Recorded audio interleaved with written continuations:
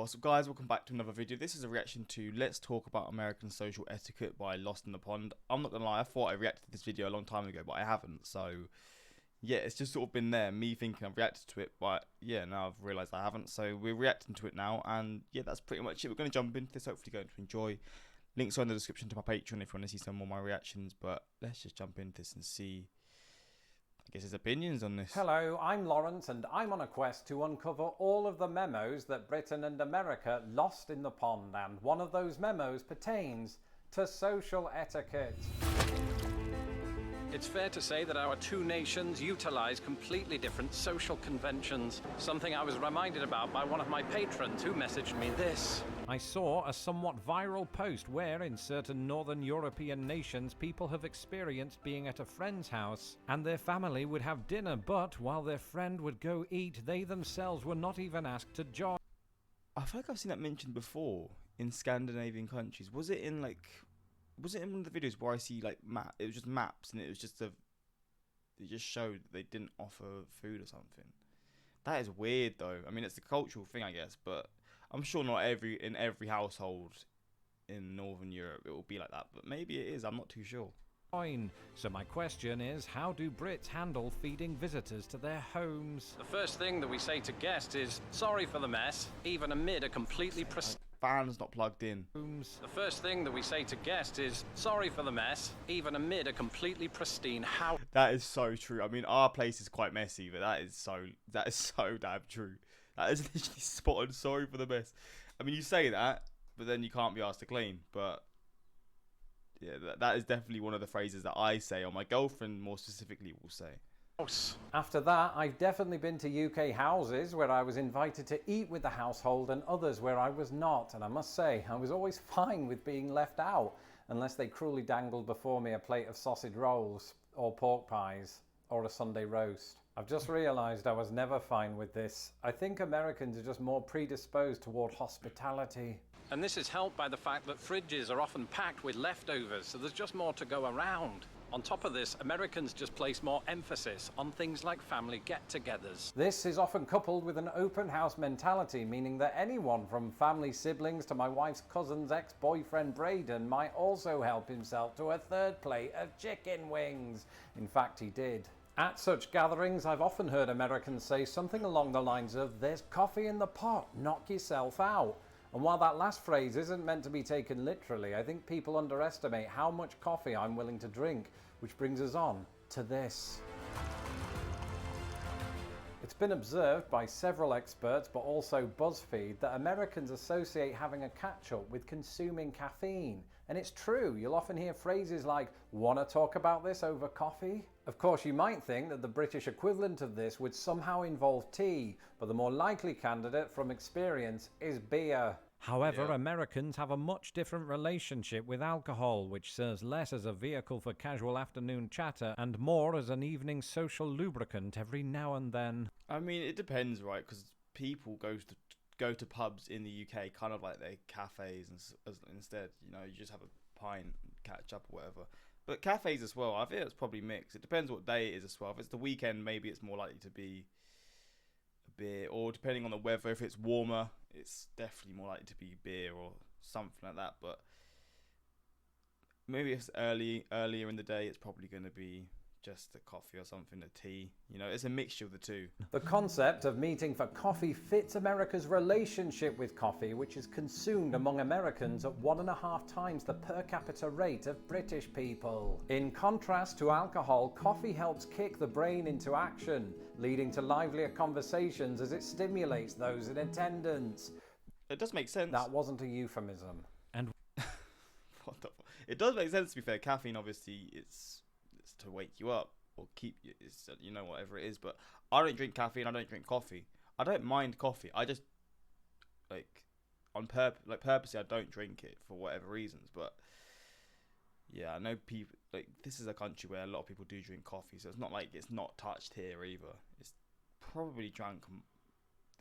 Tea is probably drunk more, but depending on the household, my mum drinks. Like, my mum goes through phases of drinking loads of coffee, and then she has to stop. And she tries to stop for months because obviously she gets in the habit of drinking it loads more than she should and all that kind of stuff. But Yeah, it's a weird one. While coffee houses and chains are gradually becoming more popular in Britain, they've still got a way to go to catch up with the selection offered up in America, not to mention the coffee sizes. I've often heard that America, despite its association with wealth and material possessions, doesn't like to talk about money. In fact, this was backed up in recent studies that found Americans would sooner fill their conversations with topics such as relationships, mental health, race, sex, and politics than with details about their earnings. It's been a while for me, but I'm not sure this was altogether different in Britain. For instance, I never knew how much my British family members were making. Additionally, there was even a time when I myself felt uncomfortable asking people to support Lost in the Pond on Patreon, which you can do at patreon.com/lostinthepond. But it's possible that discomfort around money is even more intense in America, simply because the nation is home to a drastic gap between the rich and poor. Discussing one's income has the potential to make those with less feel bad, whether it is they who are doing the talking or the listening. For this reason and a variety of others, I very rarely had discussions with Americans that revealed either party's financial worth.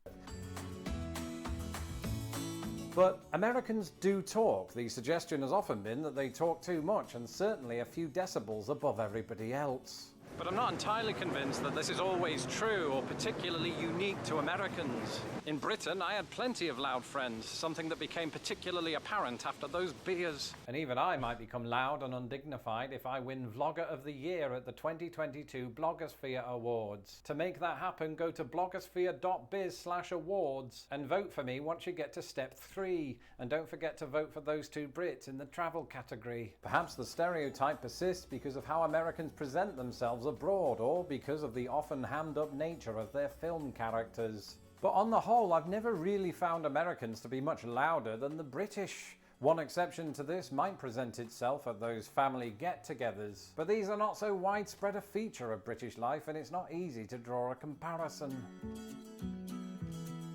And it's not just volume, it's also the words we use. One weird criticism that often gets levelled at Americans is that they insert like between every other word. Firstly, we should keep in mind that this is a generational thing, right? I mean, it's hard to imagine Abraham Lincoln saying 7 years ago, although it might have helped to pad out the Gettysburg Address, which was surprisingly brief. But the American use of like is often the source of derision among Brits, even though, through American influence, the phenomenon has long since caught on in Britain too. Yeah, I don't even know, do I say like a lot? Like, I can't really judge it because I don't know, but I feel like it's one of those words that you just assume you don't say or you don't really focus on. And now I'm focusing on not saying it, but because it's a word you can use in so many different ways. But from what you see in the reactions, do I say like a lot? And when I say like, I don't mean like I like something, but like this, like that. I guess I do say it. When I can't explain things, I will say like a lot, to be fair. But yeah, let me know, because I don't actually know, but I'm just assuming I probably do. It's one of those words that I feel like I would say a lot. I've always thought of it as a hesitation marker, like and ah, an interjection that acts as an antidote to a sudden uncomfortable silence. In that sense, it's a perfectly natural occurrence within human speech. But I know what you're thinking. Ooh, Lawrence, why does it have to be the word like and not some other monosyllabic word like ah? Well, the truth is, you could also say the same about and It's just the way English panned out, and that's all right. I feel like I say quite a lot. I think that's probably my version of like. I don't know, to be fair. I'd probably say all of them a lot, to be honest. By me. I've often spoken about how Americans are more direct, but deep down, how does this present itself? Well, to answer that question, I should use my own country's style of speech for comparison. British people are more likely to employ linguistic techniques that help avoid any perceived conflict. Tag questions. That's when you make a command or a statement and conclude it with an adjoining question. For example, you should make sure not to burn the French fries, shouldn't you? That shouldn't you at the end changes everything. It softens the imperative clause that came before it, ensuring that the speaker doesn't come off as too militant or pushy. The British specialise in tag questions, whereas Americans don't typically use them in this way at all. Instead, they might simply say, "Be sure not to burn the French fries again, Lawrence." Not that I know that from experience.